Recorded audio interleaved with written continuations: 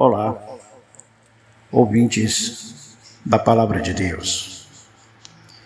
Neste momento, estou trazendo mais uma meditação da Palavra do Senhor, para que a gente cresça mais na graça e no conhecimento, porque é na leitura da Palavra que nós nos alicerçamos, nos conscientizamos, nos libertamos e nos fortalecemos.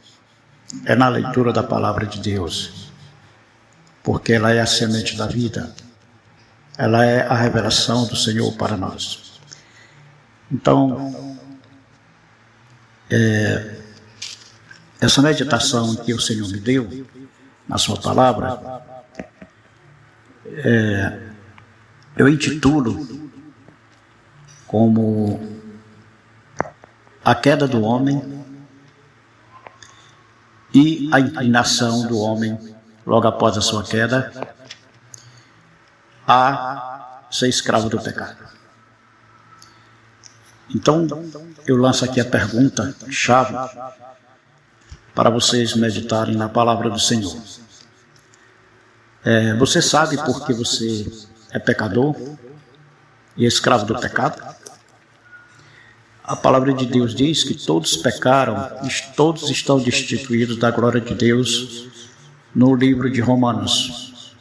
O apóstolo Paulo escreveu sobre a revelação divina e a palavra de Deus ainda vai mais longe, diz que aquele que não peca, aquele que diz que não peca, chama Deus de mentiroso. A única diferença daqueles que conhecem a palavra, que vivem a palavra, servem ao Senhor e são obedientes ao Senhor, é que essas pessoas, elas se esforçam para serem realmente filhos e filhas de Deus, e são lavados, são pecadores lavados com o sangue de Jesus. Enquanto os demais estão na aliança da dispensação da graça, mas por não conhecerem a palavra, por não praticar a palavra, estão correndo um grande risco, porque a verdade da palavra do Senhor é que nos liberta. Como assim está escrito, Jesus disse no seu Evangelho: e conhecereis a verdade, e a verdade vos libertará. João 14:6. Então, meus amados, é por aí, E vou ler aqui na palavra do Senhor o texto base que o Senhor me deu para essa meditação, que se intitula A Queda do Homem, que está no capítulo 3 de Gênesis. Eu irei ler do primeiro versículo até o versículo 13. Somente esse para narrar, conforme a palavra de Deus, a queda do homem. Então vamos nós.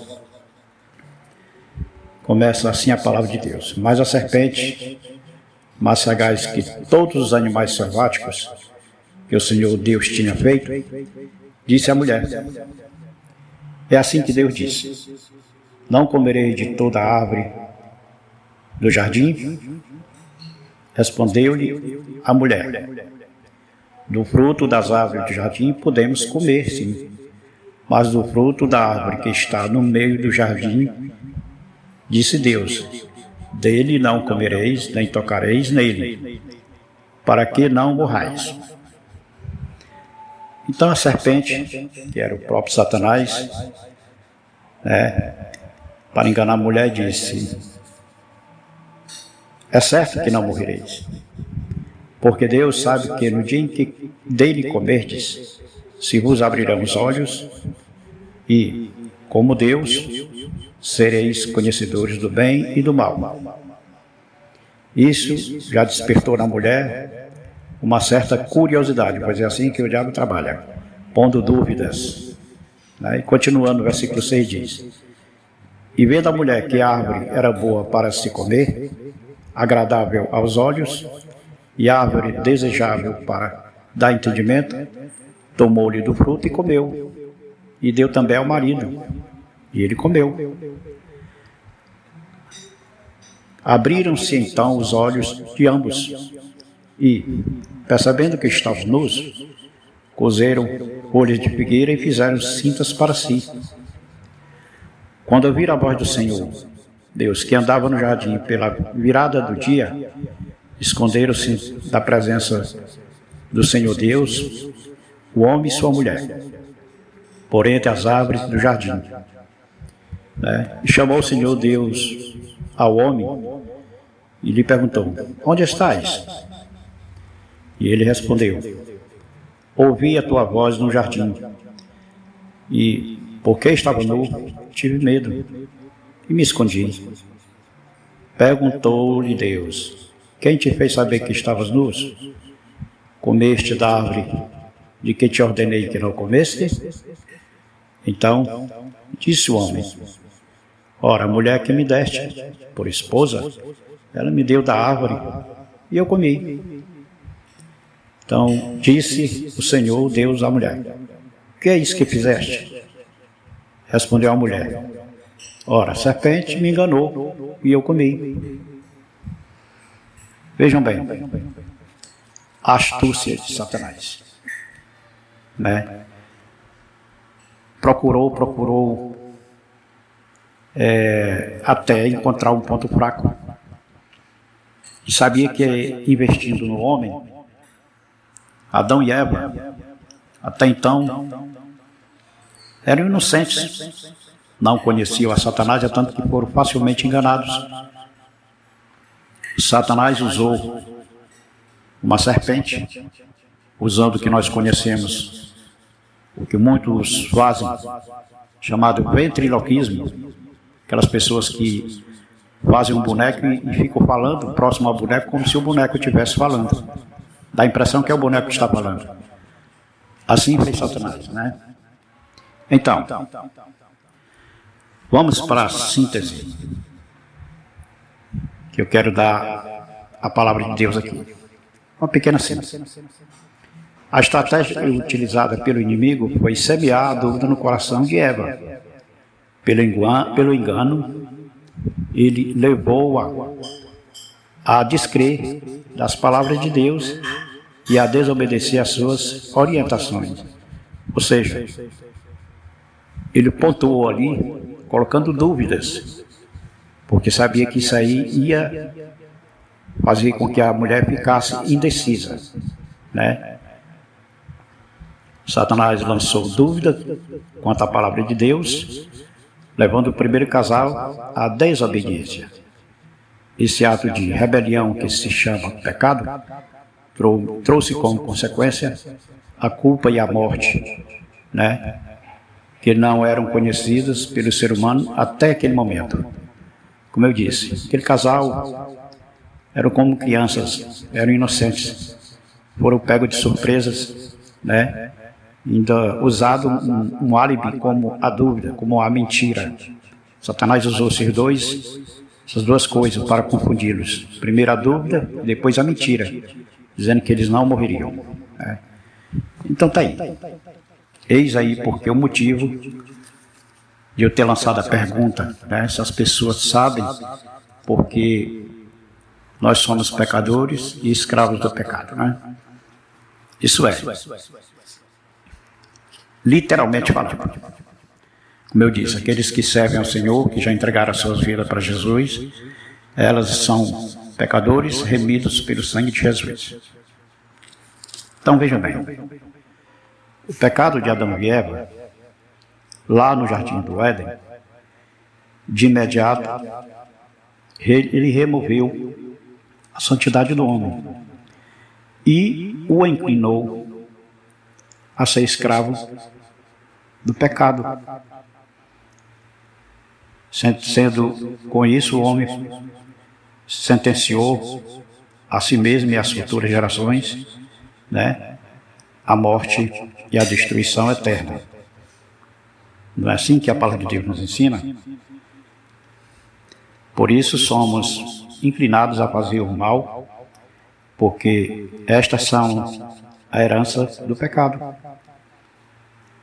roubar, matar e destruir, pois a vida de pecado, ela nos expõe à vida de escravos das trevas. Simplesmente isso, bem fácil de entender. A vida de pecado expõe os homens a serem escravos das trevas. E é assim que acontece. Não foi em si, não foi o comer do fruto, mas sim o ato de desobedecer uma ordem de Deus, né? Um mandamento de Deus. Por conta disso, foi que fez o homem pecar contra Deus, né? Pela sua desobediência que gerou o pecado. E o pecado, imediatamente, instantaneamente, separou os homens de Deus. E, perdendo a santidade, com o ato do pecado, passaram-se a se ver somente com os olhos carnais, né? Ou seja, quando eles comeram do fruto, imediatamente eles se viram que estavam nus. Ou seja, como a gente chama hoje, caiu a ficha, né?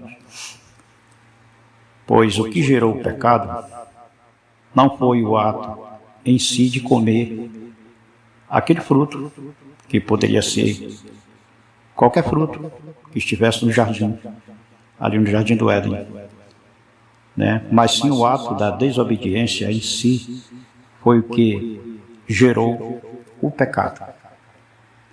Veja bem, o fruto que Adão e Eva comeu serve somente como pano de fundo para ilustrar o ato de desobediência. Como eu disse, poderia ser qualquer fruto que estivesse no jardim.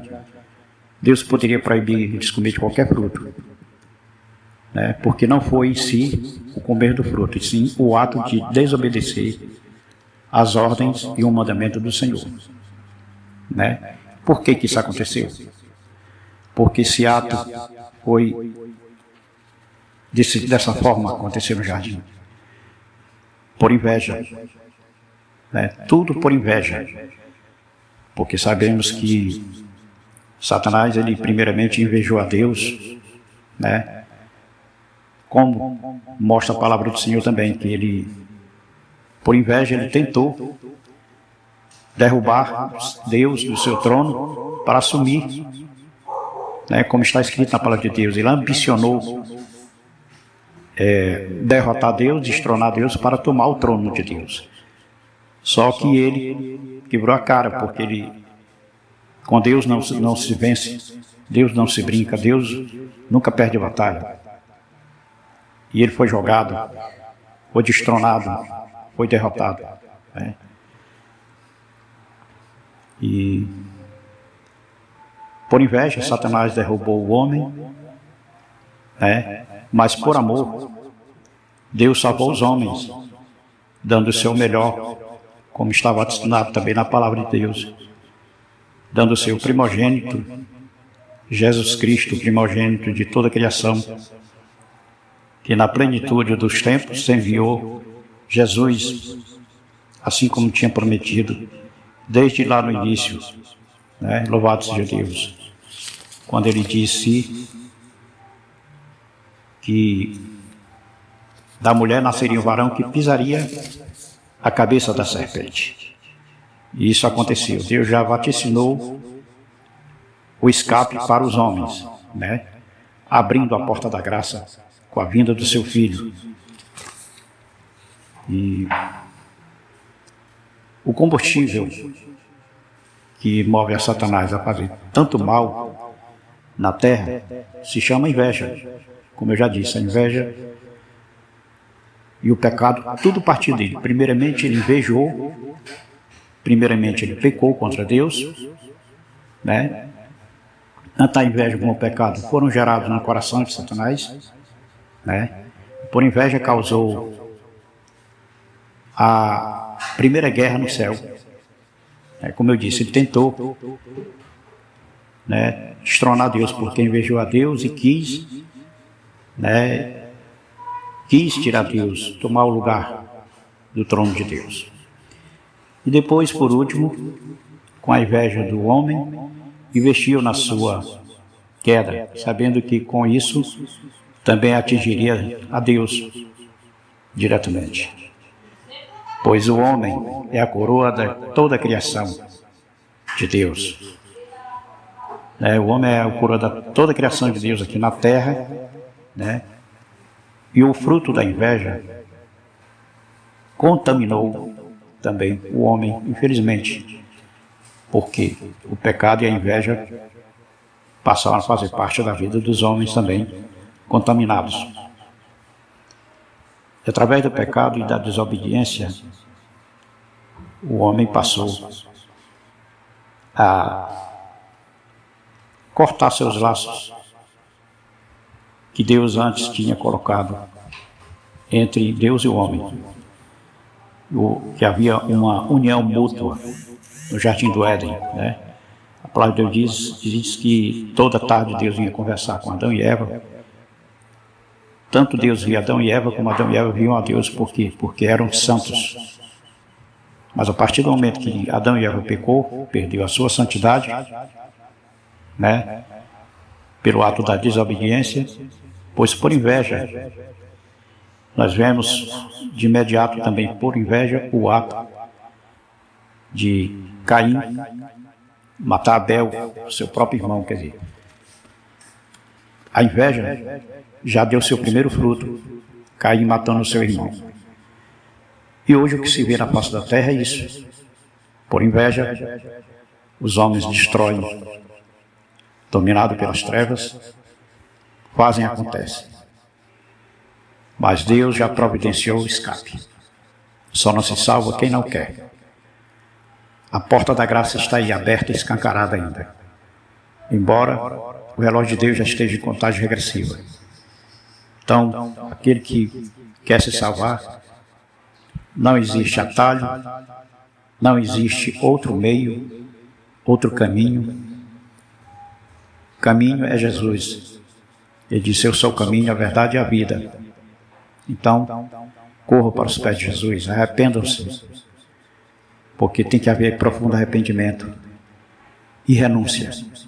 Além de se arrepender, renunciar ao pecado. A vida de renúncia agrada a Deus. Pense nisso e faça assim. Corra para os pés de Jesus enquanto é tempo, porque a porta da graça está se fechando. Todos os sinais já se cumpriram. Só nos resta ficar nos pés de Jesus, chorar nos pés de Jesus, nos humilharmos na presença de Deus. Bem-aventurados serão aqueles que fizerem isso. Terão a salvação, porque está escrito: aquele que invocar o nome do Senhor será salvo. Aquele que confessar os seus pecados diante de Deus e dos homens será salvo. Confie no Senhor, aceite ao Senhor e viva com o Senhor. Que assim seja para a glória de Deus.